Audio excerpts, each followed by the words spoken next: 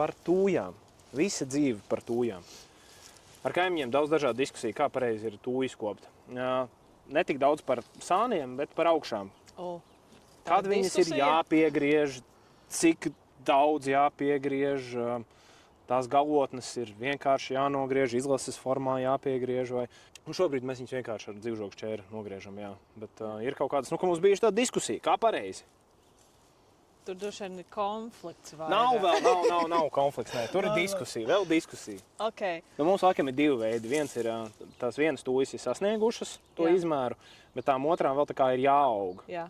Un tad mums varbūt ir divas tās situācijas. Ja viņas ir sasnieguši to augstumu, kādu jūs vēlaties, tad tagad sāciet griezt, bet nogrieziet 10 centimetrus zemāk.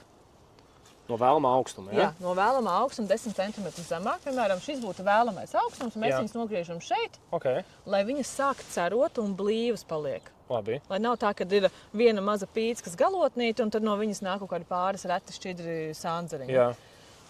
Nogriežam 10 centimetrus zemāk. Un tad sākam to regulāro griešanu, lai viņu pielaistu pie tā jūsu vēlamā maksimālā augstuma. Labi. Jo tad būs tas blīvums dabūts.